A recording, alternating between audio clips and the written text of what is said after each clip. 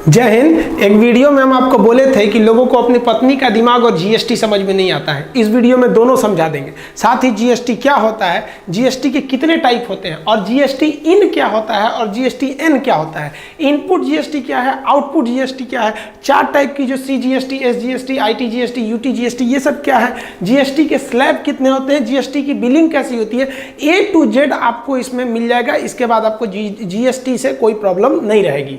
GST कहता है कि एक देश एक टैक्स होना चाहिए, लेकिन ये अधूरा सत्य है। देखिए, टैक्स जो होता है ना, वो गवर्नमेंट के लिए एकदम उसका अधिकार है। गवर्नमेंट के पास पैसे का एक ही स्रोत है, जो मेन सोर्स है वो टैक्स है।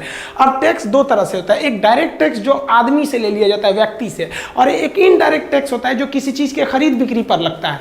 तो इनडायरेक्ट टैक्स भी कई तरह के होते थे। कस्टम ड्यूटी होती थी, कोई विदेश से सामान मंगा दिए तो excise duty, service tax, sale tax, VAT, जिसमें वैट बहुत ज्यादा फेमस था। तो ये इनडायरेक्ट टैक्स जो है, यहाँ तो आपको 4-5 दिखा रहे हैं, ऐसे 17 टैक्स। तो इन 17 टैक्सों को आपस में मर्ज कर दिया गया और जो ये इनडायरेक्ट टैक्स था, इनडायरेक्ट टैक्स को खत्म करके इसी के जगह पे लाया गया जीएसटी। तो जीएसटी भी क्या होगा, एक इनडायरेक्ट टैक्स होगा। तो आप बताइए, क्या ये वन नेशन वन टैक्स हुआ? ये तो केवल इनडायरेक्ट टैक्स को घटाया। डायरेक्ट टैक्स में कोई भी बदलाव नहीं है। आज भी आपको डायरेक्ट टैक्स देना है। सेंट्रल गवर्नमेंट का कॉर्पोरेशन टैक्स जो होता है, निगम कर, वो काफी ज्यादा उससे इनकम होता है। तो डायरेक्ट टैक्स में नहीं, ये इनडायरेक्ट टैक्स है, ये आपका जीएसटी, और ये खरीद बिक्री पर आपको देना पड़ता है। अब बात करते हैं कि ये जीएसटी देना किसको पड़ेगा। तो 3 ही लोग को देना पड़ेगा। ध्यान से समझिए, जिनका सालाना टर्नओवर, लेन देन 20 लाख का है। देखिए, ये 20 लाख प्रॉफिट नहीं है।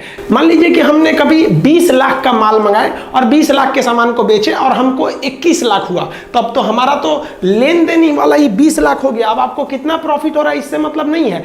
आप 20 लाख वाले कैटेगरी में आ गए, आपको अब जीएसटी भरना पड़ेगा, पहला। दूसरा कि अगर आप एक राज्य से दूसरे राज्य में 1 रुपया का भी सामान का व्यापार करिएगा ना, तो वहां आपको जीएसटी लग जाएगा। वहां ये 20 लाख वाला हिसाब भूल जाइएगा।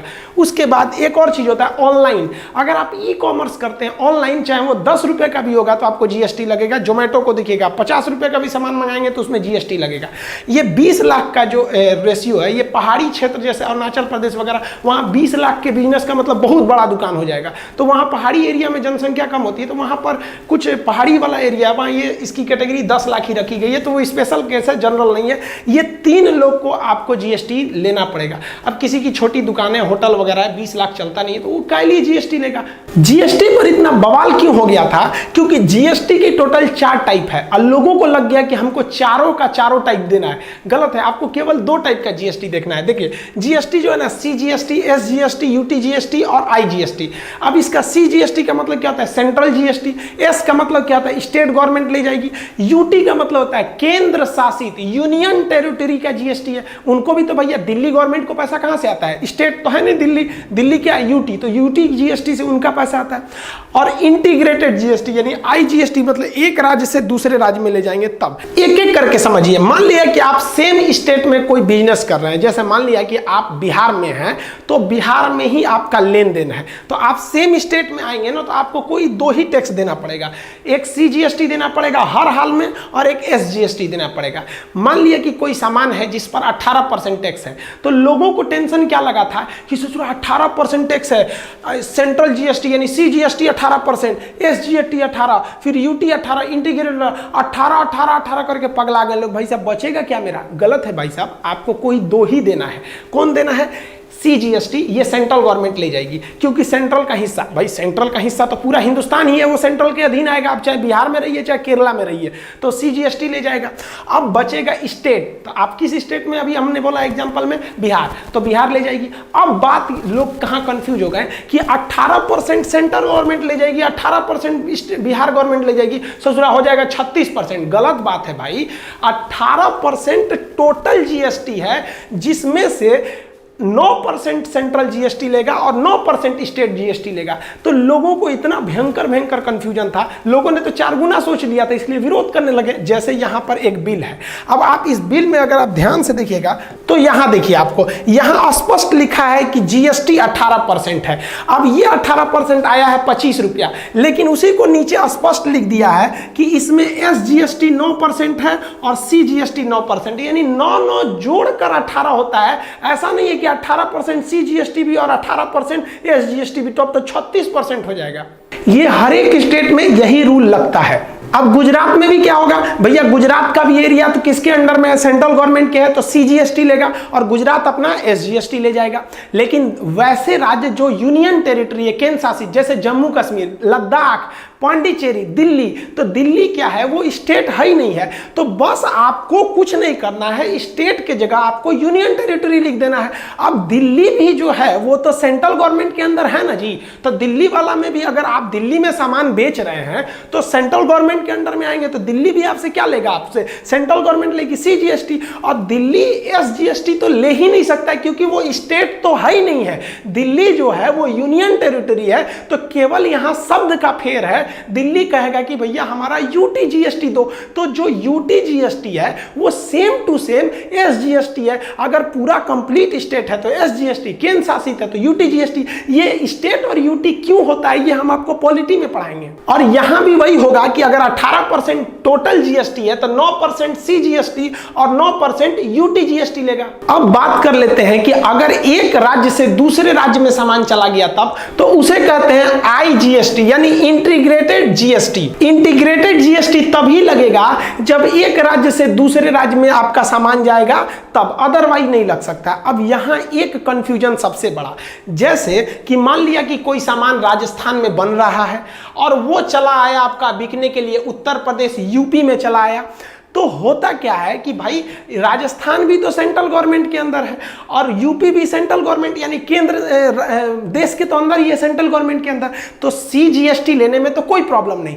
लेकिन यहाँ दोनों राज्य झगड़ा कर लेगा, राजस्थान कहेगा कि टैक्स हम लेंगे, यूपी कहेगा कि हम लेंगे, दोनों में हो जाएगा बवाल। तो इसलिए कह दिया जाता है कि भैया एक काम करते हैं, यहाँ पर राजस्थान को तो प्रॉफिट इस बात का है कि कंपनी उसके कारखाना वहाँ लगा है, वहाँ से बिक के आया है, और यूपी कहेगा कि भाई मेरे यहाँ लगा है, हमको फायदा होना चाहिए। यही हो गया झमेला।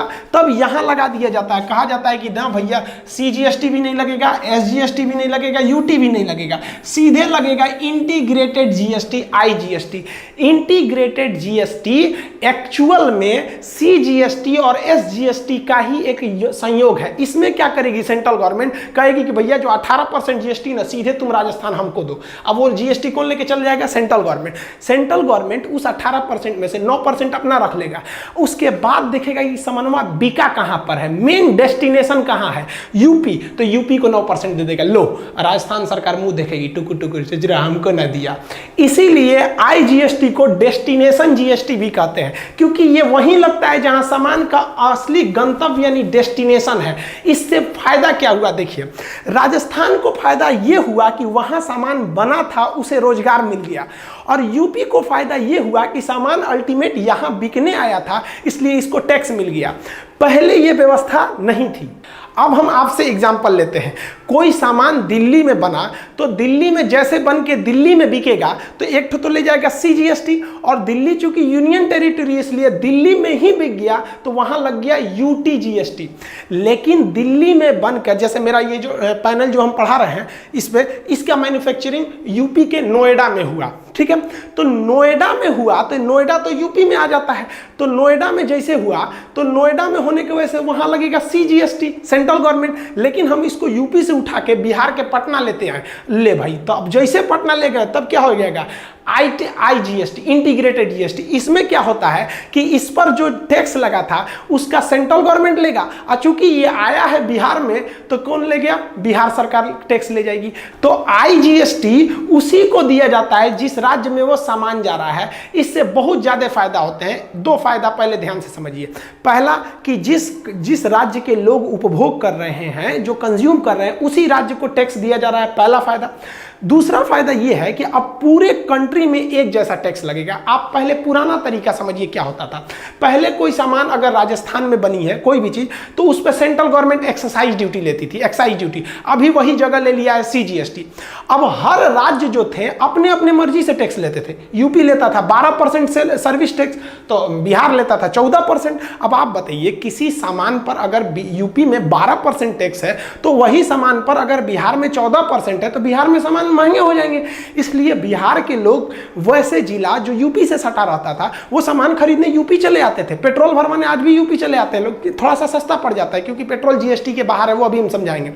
तो पहले कंपनियां क्या हो गई कि गुजरात सरकार होशियार निकली इसमें। गुजरात सरकार ने कहा कि भैया हम टैक्स सबसे कम लेंगे, हमारे यहाँ आ जाओ। सारी कंपनियां धड़धड़ा के घुस गई गुजरात में। अब पहले सारा सामान गुजरात में बनाती थी तो सेंट्रल गवर्नमेंट को देती थी एक्साइज ड्यूटी, और गुजरात को देती थी सर्विस टैक्स, और गुजरात से बना के पूरा हिंदुस्तान बेचती थी लोग। बाकी लोग चुपचाप देखते रहते थे कि गुजरात से आया है, हमको ना टैक्स मिला ना कुछ।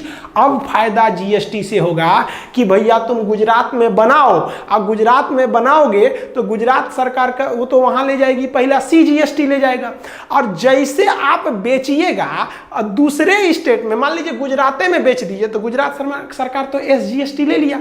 लेकिन अगर गुजरात से आप सोचेंगे उड़ीसा बेचें, जैसे स्टेट चेंज किए सारा झमेला खत्म, सीधे आ गए आईजीएसटी पे। आईजीएसटी में सरकार उठा लेगी, 18% में है तो 9% सेंट्रल गवर्नमेंट अपने रख लेगी और 9% उड़ीसा को दे देगी। ले भैया तुम भी विकास करो, तुम क्यों पीछे रहोगे। गुजरात सरकार टुकुर टुकुर मुंह देखेगी, ससुरा ले गई लो। इससे फायदा क्या हुआ, देखिए सबको अपना हक मिल गया। गुजरात को रोजगार मिला, उड़ीसा को टैक्स मिला, और सेंट्रल गवर्नमेंट का तो हर हाल में भैया उसके दोनों हाथ में लड्डू है, चाहे गुजरात बनाओ चाहे उड़ीसा, कहीं भी बनाओ, आओगे तो सेंट्रल वाले एरिया में। पहले यही जो था, इसीलिए पहले के ज़माने में फैक्ट्रियां गुजरात महाराष्ट्र में भाग गई। गुजरात महाराष्ट्र गवर्नमेंट के पास बहुत पैसा था, उन लोगों ने अपना टैक्स का जो रेशियो था घटा दिया, इसलिए सारी कंपनियां भाग गई। अब सारी कंपनियां नहीं भागेंगी, अब कंपनियों को दिखेगा कि भैया अब तो हर जगह टैक्स बराबर है, तो हम गुजरात में बना के हम असम में क्यों बेचेंगे, हमारा ट्रांसपोर्ट का खर्चा आएगा। उससे अच्छा कि हम एक छोटा सा कारखाना गुजरात में लगा देते हैं जो इस एरिया को कवर करेगा, और टैक्स उतना ही है तो एक आसाम में भी लगा देते हैं, इस एरिया को डेवलप करेगा। तो अब भारत में आने वाले 30 से 40 साल में आप एक जैसा विकास देखिएगा। नहीं तो पहले लड़खड़ा गया था कि भैया ये एरिया बहुत डेवलप है, इस एरिया को लोग ध्यान ही नहीं रहे थे। और जो मल्टीनेशनल कंपनीज थी सब, जो विदेश से आती थी सब भारत में, उनको कंफ्यूजन हो जाता था कि उनका जो कार है, मान लीजिए अमेरिका की कोई कंपनी है कार बनाती है टवेरा सेवरलेट की, तो दिल्ली में उस पर है 12% टैक्स, बिहार में ससुरा 18% टैक्स। अब आप बताइए एक ही कंपनी के कार पर दिल्ली में टैक्स कम देना है तो उसको फायदा ज़्यादा होगा, और बिहार में टैक्स ज़्यादा देना है तो कंपनी को फायदा कम होगा। तो विदेश में बैठे वाले सब कहते थे ससुरा ये हिंदुस्तान है कि क्या है, एक के कारवा बेचते हैं, कहीं बेचते हैं तो ज़्यादा फायदा आता है, कहीं बेचते हैं तो कम फायदा आता है। तो विदेश वाले जल्दी भारत में आना नहीं चाहते थे, सब इन्वेस्ट नहीं करना चाहते थे कि भैया एक गो देश है, 25 गो राज्य, 28 गो राज्य, 28 तरह का टैक्स है, हम पगला जाएंगे टैक्स से जोड़ते जोड़ते, उससे अच्छा चलो चाइना चलो। तो इस तरह से आईजीएसटी आ गया। अब आईजीएसटी का बिल देखिए, जैसे ये वाला अगर आप बिल देखिएगा तो इसमें आपको कहीं ये सब कुछ नहीं लिखा है, यहाँ सीधा लिखा है जीएसटी, और आईजीएसटी कितना 18% है। इसमें से 9% सेंट्रल रख और 9% उस राज्य को भेजेगी जहां पर यह सामान बिकने के लिए गया है। आप बताइए, हम आपसे क्वेश्चन पूछते हैं, हम बिहार में 100 ठो कोई सामान बनाए, 100 पीस, अब उस 100 पीस पे तो 100% है कि सीजीएसटी लगेगा ही, और उस 100 ठो में से 40 सामान हम बिहार में बेच दिए तो क्या लग गया उस 40 पे एसजीएसटी, और 60 सामान, अब बचा 60 सामान, तो उसमें से 10 ठो यूपी भेज दिए, जैसे यूपी भेजे उस 10 पे लगेगा आईजीएसटी। 50 ठो को झारखंड भेज दिए, जैसे बिहार क्रॉस किया आईजीएसटी, यानी राज्य क्रॉस करेंगे तो आईजीएसटी लगेगा। उसी राज्य में है तो भैया सीजीएसटी दे दीजिए और एसजीएसटी दे दीजिए। अगर वो राज्य यूटी निकला केंद्र शासित तो सीजीएसटी दीजिए और यूटी जीएसटी दे दीजिए। जैसे स्टेट चेंज करेंगे तो आईजीएसटी लगेगा। आईजीएसटी कुछ नहीं है बल्कि सीजीएसटी और डेस्टिनेशन वाले राज्य का एसजीएसटी का मिला हुआ रूप है। तो किसी भी लोगों को दिक्कत क्या आ गया था, लोग विरोध क्यों करने लगे थे, उनको लगा था कि हमको चारों देना है भैया, चारों, तो लोग 4 गुना सोचने लगे थे। अब आप बताइए, अब पूरे इंडिया में एक जैसा टैक्स आ गया कि नहीं, मतलब पूरी किसी भी सामान पे, जैसे मान लीजिए कि आपको कोई मोबाइल लेना है तो उस पर 18% टैक्स है, तो आप पूरे हिंदुस्तान में कहीं लीजिए सेम ब्रांड के चीज का सेम मिलेगा आपको। वो रिटेलर में थोड़ा मोलाई का रेट अलग हो सकता है, लेकिन अगर जैसे कार है कोई लग्जरी कार 28% टैक्स है, आप दिल्ली में लीजिए या कन्याकुमारी या कश्मीर कहीं भी लीजिए चेंज हो जाएगा जाएगा क्योंकि वो जीएसटी में आ गया है। अब पेट्रोल जीएसटी में नहीं आया है, आप दिल्ली में पेट्रोल लेंगे तो अलग होगा, गुजरात में लेंगे तो अलग होगा। शराब जीएसटी में नहीं आया है, दिल्ली में शराब का रेट अलग है, यूपी में शराब का रेट अलग है। तो जैसे जीएसटी आ जाता है पूरा हिंदुस्तान में रेट सेम कर देगा। और एक और चीज जो गवर्नमेंट समझा नहीं पाई वो आउटपुट जीएसटी और इनपुट जीएसटी। जैसे मान लीजिए कि हम एक दुकानदार हैं, हम कोई सामान खरीद के लाए, 100 रुपये का सामान खरीद के लाए तो उस पर 10% जीएसटी था। सपोज कीजिए कि 10% था तो हमको वो सामान कितने का पड़ेगा, 110 रुपया। यहां हमने जीएसटी के रूप में कितना दे दिया, 10 रुपया यहां दे दिया।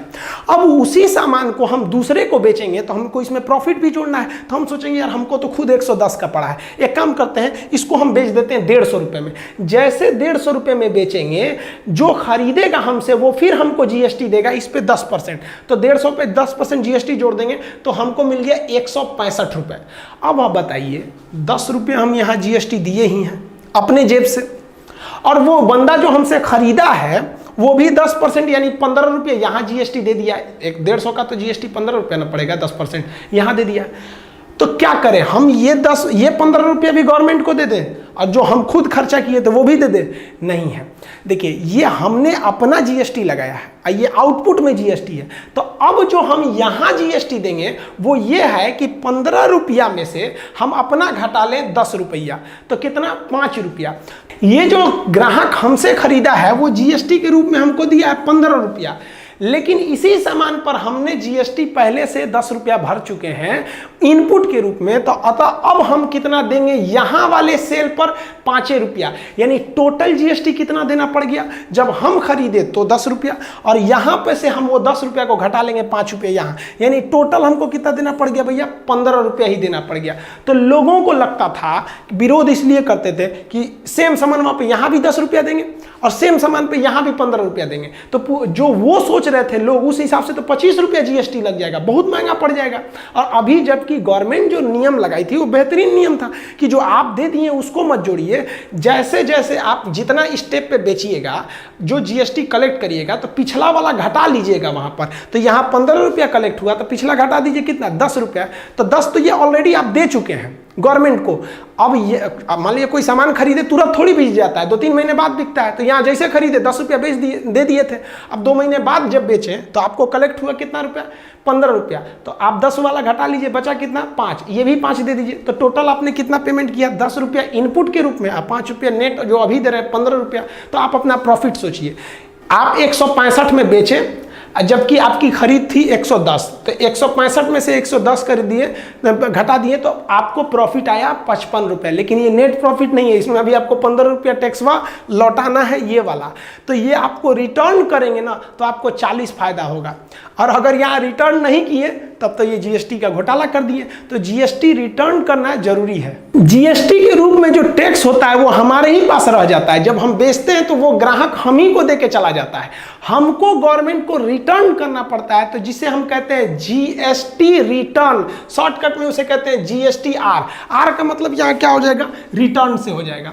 अब जीएसटी का जो रिटर्न करना होता है ना वो महीना में 3 बार करना है। मतलब आप 10-10 दिन पे हिसाब कर लीजिए, कितना अच्छा है, आपको भी लेंदी नहीं रहेगा। 10 दिन का हिसाब सबको याद रहता है, मुंह जबानी। अब हमसे कोई कहेगा कि 2018 का हिसाब दीजिए, 2019 का हिसाब दीजिए, तो पगला जाएंगे हम। हमसे कोई कहेगा कि जुलाई का दीजिए, वो भी 10-10 दिन का, तो मोटा मोटी याद रहेगा। तो ये कुछ लोग इसके 2 पहलू, कुछ लोग कहते हैं कि यार महीने में 3 बार हिसाब करना पड़ेगा, और कुछ लोग कहते हैं कि भाई सही है, छोटा छोटा हिसाब करना पड़ेगा।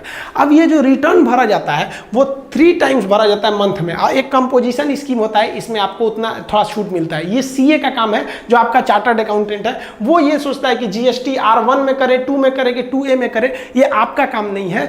ये बिलिंग के अलग अलग हिसाब होते हैं। आप खरीदिएगा तो किस में जाएगा, आप उसी को बेचिएगा तो किस में जाएगा, तो ये आपका काम नहीं है। बस इतना समझिए, जीएसटी आर का मतलब होता है जो जीएसटी आप रखे हैं उसे रिटर्न करिए। अब जीएसटी के कुछ अलग अलग स्लैब हैं। जैसे कोई दवा खरीद रहा है बेचारा, उसकी जिम्मेदारी है, वो दवा नहीं खरीदेगा तो मर जाएगा बेचारा, उसकी बीमारी है, तो उस पर कम टैक्स लीजिए। कोई कार खरीद रहा है, ससुरा ज़्यादा टैक्स लीजिए। कार जिंदगी के लिए ज़रूरी थोड़ी होता है, लग्जरियस थिंग है। तो यानी जो ज़रूरी चीज़ है उस पर कम टैक्स, जो पढ़ाई उढ़ाई वाला चीज़ है उसको मीडियम लेवल का टैक्स, और जो ऐसो आराम की चीज़ है हुमच के टैक्स लीजिए। तो उसी को हम लोग कहते हैं जीएसटी के स्लैब। कितने स्लैब है, तो देखिए एक तो नील स्लैब होता है 0%, वैसी चीज़ जिस पे टैक्स नहीं लगता है तो वो हो गया 0%। जैसे दूध, आप दूध निकालिए, गाय भैंस जितना रख लीजिए टैक्स नहीं लगेगा। खेती वाला चीज़ है किसान वगैरह को, उस पर GST देना ही नहीं है। आपको जितना गेहूँ है, जितना गेहूँ ले जाइए, कोई टैक्स नहीं लगना है इस सब चीज़ों पर। लेकिन जैसे आ जाते हैं आप चाय पीजिएगा, आप इस 5% वाले में आएंगे तो आप कॉफ़ी लीजिएगा, कोयला खरीदिएगा, पैकेट पनीर खरीदिएगा, न्यूज़पेपर खरीदिएगा, तो ये सब चीज़ पर आपको 5% टैक्स देना है। तो वो वाले पे 0%, इस पे 5%। अब 12% पे कहाँ है? तो और अच्छा चीज़, घी खरीदिएगा, मक्खन खरीदिएगा, मोबाइल खरीदिएगा, बढ़िया बढ़िया चीज़ खरीदिएगा, जूस पीजिएगा, पैकेट वाला जूस नहीं देखते हैं, बड़ी बड़ी कोल्ड ड्रिंक वगैरह वाला, तो लीजिए, वो सब लीजिएगा तो आपको कितना परसेंट लग जाएगा भैया? आपका 12% लग जाएगा। और उससे भी अच्छा चीज़ पे जाइएगा तो कितना लगेगा? 18%। जैसे तेल लीजिएगा, हेयर ऑयल, क्रीम लीजिएगा, ठोड़ रंगने के लिए क्या होता है, लिपस्टिक लीजिएगा, लो भैया सा वो सब भयानक भयानक चीज़ है, उस पर तो आपको कितना परसेंट लगेगा? 18%। अब देखिए, इसमें भी तो आपको पता है ना कि 18% में आपका 9% CGST होगा, 9% SGST, 12 में भी 6 CGST, 6 वो, 5 में भी 2.5% होता है। ये जो है वो दोनों को मिला के होता है, समझ में आया ना कि नहीं? सबसे ज़्यादा अगर किसी चीज़ पे GST है तो 18% वाला ही जो कैटेगरी, उसमें ज़्यादातर चीज़ आते हैं। टोटल 1200 से ज़्यादा आइटम GST में आते हैं। क्या पॉसिबल है एक वीडियो में हम 1200 आइटम आपको गिनवा सके? मोटा मोटी समझाते हैं। अब आप बताइए, जो आपका कार है, सीमेंट है, या फिर जो आपका परफ्यूम है, कंडीशनर है, ये जो लग्जरियस थिंग है, मोटरसाइकिल हो गया आपका, ये सब चीज़ जो है, ये सब तो भाई शौकिया चीज़ है। तो शौकिया कर रहे हैं तो सरकार को भी थोड़ा शौक पूरा कर दीजिए। सरकार कहती है शौकिया कर रहे हैं तो 28% दीजिए यहाँ पर, तो ये टैक्स हो जाते हैं। तो देखिए, सरकार भी तो आपका ख्याल रखती है ना। जो आपके बेसिक ज़रूरत की चीज़ थी उस पर कहाँ टैक्स लिया? जो ज़्यादा ज़रूरी थी उस पर कम लिया, शौकिया चीज़ पर ज़्यादा लिया। कहाँ गलत कर रही है गवर्नमेंट? देखिए, होता क्या है ना कि इंडिया में एक समस्या है, हमको सब चीज़ फ्री में चाहिए। हाँ, फ्री में मिल गया, बहुत अच्छा। भाई, हम जो टैक्स देते हैं इसी से गवर्नमेंट अपनी सेना का खर्च निकालती है, सड़क बनाती है, सब कुछ करती है। गवर्नमेंट अच्छा से भी ख्याल रखती है। अब कुछ ऐसे चीज़ है जिसे GST के बाहर रख दिया गया है, जैसे डीजल पेट्रोल को बाहर रख दिया गया है। इसलिए आप हिंदुस्तान में हर राज्य में जाइएगा तो पेट्रोल का रेट अलग अलग मिलेगा। अगर गवर्नमेंट GST के अंदर पेट्रोल को लाएगी तो उस पर मैक्सिमम कितना टैक्स लगा पाएगी? 28%। तो पेट्रोल का दाम कितना हो जाएगा? 35 रुपया। तो गवर्नमेंट को घाटा लगने लगेगा। गवर्नमेंट बहुत महंगा पेट्रोल देती है, लगभग डबल ट्रिपल। तो उसी पैसा से तो आपको फ्री में राशनों देती है गवर्नमेंट। कोरोना का इलाज, जरा हॉस्पिटल में जाइए ना, प्राइवेट हॉस्पिटल में आप देखिए 2-3 लाख रुपए से कम नहीं लगेगा, आपका फ्री में इलाज करके देती है। कहाँ से दे रही है? तो आपसे जब ले रही है तो आपको खराब लग रहा है, तो जब दे रही है तो आप एक बार खड़े भी तो हो जाइए कि गवर्नमेंट आपको कोरोना में फ्री में इलाज करके दे रही है। आप जाइए 5-7 लाख रुपए दिल्ली में लगाएगा सब प्राइवेट हॉस्पिटल वाला, तो उसी सब पैसे से देती है। गैस जो होता है इसमें भी GST नहीं है, इसको भी GST के अंडर में लाएगा तो 28% करना पड़ेगा मैक्सिमम रेट में, तो फिर वो भी थोड़ा सा सस्ता हो जाएगा। इलेक्ट्रिक बिल देखिएगा, दिल्ली में बिल अलग है, सुनते हैं फ्री है, 200 यूनिट के नीचे में फ्री है। अब यूपी में अलग है, बिहार में अलग है, कॉमर्शियल रेट अलग है, डोमेस्टिक रेट अलग है, बिजली बिल भी अलग अलग आता है। और शराब तो पूछिए मत, कहीं GST ज़्यादा कहीं कम। तो देखते हैं हरियाणा में शराब थोड़ा ज़्यादा सस्ता है, यूपी में थोड़ा महंगा है, बिहार में शराब बंद है, कहने के लिए बंद है। देखिए, एक तरह से बंद ही है, कोई खुलेआम नहीं पी सकता है। पहले जो शराब पी के बिहार में पुलिस के आगे कहते थे कौन है पुलिस, अब थोड़ा पी लेता है कोई, कहो ना पुलिस एकदम शराब नहीं पिए हम। तो ये डर जरूरी है। 100% कोई गवर्नमेंट नहीं सुधार सकती है। हाँ, शराब इतना महंगा हो गया है बिहार में कि अब कोई नहीं कहता है कि आओ भाई बैठ के पियो। महंगा है, इलीगली बिक रहा है, तो महंगा है तो लोग चोरी छुपे पीते हैं, तो बहुत हद तक सुधार है। नहीं तो पहले लोग शराब पी के पत्नी को मोहल्ले में गाली गलौज करके समाज का स्टेटस गिरा देते थे। तो आप ये GST के स्लैब समझ गए, ये भी मोटा मोटी समझे कि कौन सा सामान को खरीदेंगे तो हम किस लेवल के टैक्स में जाएंगे। अब बात करते हैं कि GST इन क्या होता है। तो GST IN का मतलब होता है आइडेंटिफिकेशन नंबर। हम अपना GST जब रजिस्ट्रेशन कराएंगे तो हमको एक 15 डिजिट का एक नंबर मिलेगा, जिसमें से बीच वाला 10 डिजिट तो है मेरा पैन कार्ड है, ये बीच वाला 10 डिजिट पैन कार्ड है। शुरुआत के दो डिजिट होते हैं वो हमारे स्टेट को बताते हैं कि हम किस स्टेट में बिजनेस कर रहे हैं, और लास्ट के ये 3 अक्षर ये उसका मशीन जो होता है ना जीएसटी का, वो अपने से एक यूनिक कोड बना देता है। तो ओवरऑल आपसे यही पूछेगा कि जीएसटी इन यानी आइडेंटिफिकेशन नंबर कितने अक्षर का होता है, तो 15 अक्षर का। अब ये ससुरा नंबर हुआ दिया कौन, तो जीएसटी का एक बहुत बड़ा नेटवर्क है। उस जीएसटी नेटवर्क को शॉर्टकट में एन कहते हैं, GST network, goods and service tax network. तो यही नेटवर्क जो है इसी पर आपको जाके लॉगिन करते हैं तो 1 हफ्ता के अंदर आपको जीएसटी नंबर दे देता है। आपका जीएसटी का पैसा कहाँ गया, कौन ले गया, यूटी जीएसटी है कि एसजीएसटी, ये सारा हिसाब किताब कौन करता है, जीएसटी एन यानी नेटवर्क। तो जीएसटी इन ये आपका नंबर है और जीएसटी एन यानी ये नेटवर्क है जो पूरे जीएसटी को कंट्रोल करके रखे हुए हैं। अब जीएसटी में कोई विवाद हो गया या फिर जीएसटी में कोई चेंजिंग करना है तो कौन करेगा, तो उसके लिए एक जीएसटी काउंसिल है, goods and service tax council समिति है। ये जो काउंसिल है इसकी बैठक होती है। इसके जो अब इस काउंसिल में टोटल मेंबर कितने हैं, 33 सदस्य हैं। अब ये एकदम सिंपल है याद रखना, देखिए कैसे, जो यूनियन मिनिस्टर होते हैं, जो वित्त मंत्री होते हैं, वो इसके चेयरमैन यानी अध्यक्ष होते हैं। अभी निर्मला सीतारमण है तो सेंट्रल गवर्नमेंट का एक हो गया, और हर विभाग का एक राज्य मंत्री होता है। जैसे वित्त मंत्रालय का जो राज्य मंत्री है अनुराग ठाकुर जी हैं, तो ये 2 लोग हो गए आपके सेंट्रल गवर्नमेंट से, तो एक यूनियन मिनिस्टर हो गए अध्यक्ष, और जो उनके राज्य मंत्री है वो हो गए उपाध्यक्ष। तो ये हो गए। भारत में अभी 28 राज्य है, तो 28 राज्य के वित्त मंत्री होंगे ना, तो 28 उनको लेके चले आइए, तो 2 ठो सेंट्रल से हो गए, 28 ये 30 हो गए। अब हिंदुस्तान में जो केंद्र शासित प्रदेश है, तो वैसा केंद्र शासित प्रदेश की जिम्मेदारी तो खुद केंद्र सरकार की होती है, तो यूनियन मिनिस्टर निर्मला सीतारमण तो बैठी हैं। लेकिन कुछ ऐसे भी केंद्र शासित प्रदेश है जहां जनसंख्या ज्यादा होने की वजह से वहां विधानसभा का चुनाव कराया जाता है। जैसे जम्मू कश्मीर वो भी शामिल होगा, दिल्ली वो भी शामिल होगा, पांडिचेरी वो भी शामिल होगा। तो 3 ऐसे यूनियन टेरिटरी हैं जिनके पास अपनी विधानसभा है, अतः उनके भी वित्त मंत्री यहां पर आएंगे, तो उनको जोड़ दीजिए 3, तो 30 ये 3 33, सिंपल हो गया।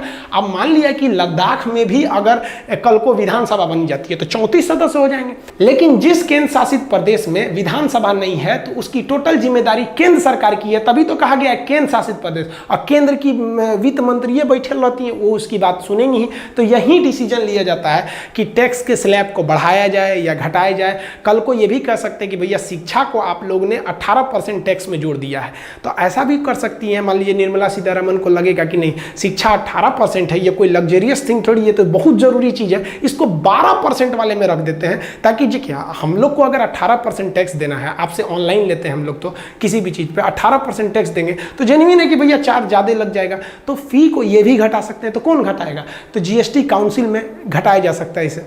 अब कुछ ऐसे चीजें जो मतलब सबको नॉर्मल सबको पता होना चाहिए कि सबसे पहले जीएसटी किस देश ने स्टार्ट किया था, तो 1954 में फ्रांस ने चालू किया था। हम लोग जो जीएसटी फॉलो करते हैं वो कनाडा का मॉडल फॉलो करते हैं, हमारा मॉडल कनाडा का है। किस समिति के सिफारिश पर, तभी केलकर समिति के सिफारिश पर हम लोगों ने जीएसटी लाया।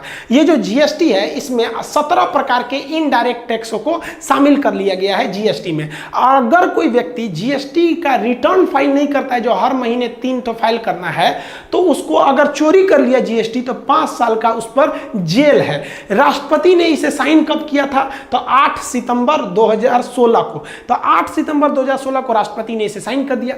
चूंकि इसमें राज्यों के भी हित को रखा गया था, इसलिए संविधान है कि राज्य भी इस पे क्या करेंगे, सहमति देंगे। सबसे पहले कौन से राज्य ने सहमति दिया था, तो असम ने। सबसे बाद में तो जम्मू कश्मीर। इसे लागू कब कर दिया गया, सबको पता है 1 जुलाई 2017 से पूरे देश में ये हमारा जीएसटी लागू हो गया है।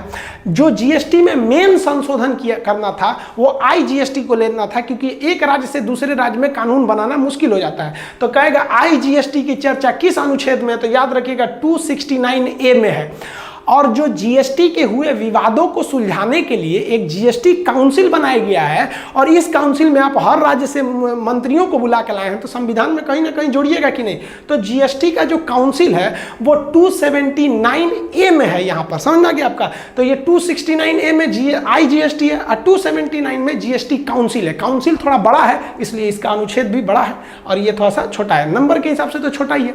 सबसे बड़ा प्रॉब्लम कहाँ आता है कि ससुरा जो जीएसटी था वो 101वां संशोधन था कि 122वां संशोधन था। तो भाई ये दोनों सही हैं, लेकिन ये दोनों में बहुत बड़ा मिस्ट्री छुपा है, इसको समझिए। सरकार जब भी आती है, जिस भी पार्टी की सरकार आती है, वो कई सारे संशोधन को ले आना चाहती है संसद में, लेकिन जरूरी नहीं कि वो हर नियम को पारित करा ले और सफल हो जाए। बहुत बार विधेयक आता है लेकिन पास नहीं हो पाता है।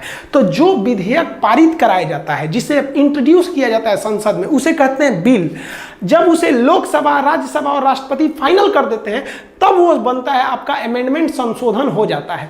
तो कई बार ऐसा होता है कि बिल तो लाया गया लेकिन वो बिल फेल कर गया, पास नहीं हो पाया।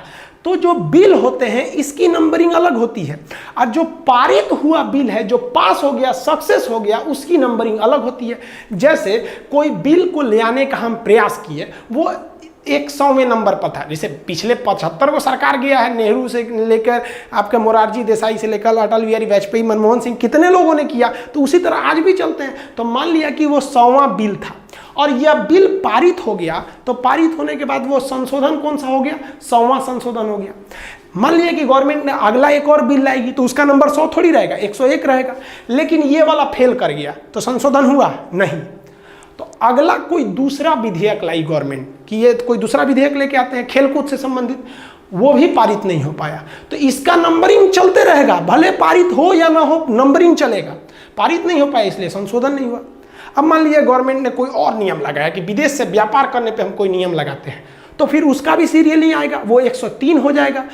यह भी विपक्ष के दबाव के चलते पारित नहीं हो पाया, तो यहाँ भी संशोधन नहीं होगा। एमेंड, ये बिल जो है, आप जिस बिल के माध्यम से प्रयास कर रहे हैं, ये हमेशा काउंटिंग चलती रहेगी, भले वो पारित हो या ना हो।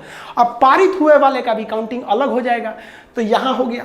इसी तरह से संसद में 122वां नंबर पे जो प्रयास किया गया था, जो बिल लाया गया था, वो 122वां नंबर पर लाया गया। बिल के अंदर ही चर्चा थी जीएसटी की, और इसको बीजेपी ने पास करा लिया। और जब पास कराया तो इसका नंबरिंग अब इधर के आधार पर थोड़ी होगा, अब ये सक्सेसफुल पास वाले नंबरिंग में होगा। तो इसका नंबरिंग बताइए, 100 के बाद कितना आ गया? 101वां। तो कहेगा कि जीएसटी पारित कराने वाला बिल कौन सा था? तो वो 122वां नंबर का विधेयक बिल था। और कहेगा कि जीएसटी का जो संशोधन है, यानी सक्सेसफुल संशोधन, संशोधन तभी होगा जब सक्सेस हो जाएगा, तो संशोधन कौन सा था? तो 101वां संशोधन। बिल कौन सा था? तो 122वां बिल था, जो प्रयास में सफल हो गया। याद रखिएगा। अब कुछ लड़का कहता है कि सर दोनों सही है, कुछ कहता है ऑप्शन में जो पहले रहेगा उसको मानना। अरे भाई, क्वेश्चन पढ़िएगा, बिल पूछ रहा है तभी होगा, और संशोधन यानी अमेंडमेंट पूछ रहा है तो ये होगा।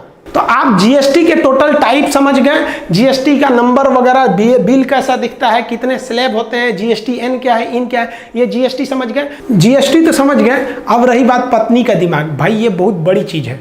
हमारा अभी शादी नहीं हुआ है, इंगेजमेंट ही हुआ है। आप लोग का जब इंगेजमेंट होगा ना, तो बहुत ज़्यादा गिफ्ट आएगा, कुछ इधर से कुछ उधर से। तो हमारे लिए एक तो गिफ्ट आया घड़ी, बहुत महंगा। तो हम बोले भाई इतना महंगा भेजने की क्या ज़रूरत है, ये गिफ्ट उठ। तो उधर से लोग भड़क गए, भाई अरे भाई न जाने किसने शुरू किया ये तोहफे को लेने और देने का दस्तूर, गरीब इंसान अब मिलने से कतराता है।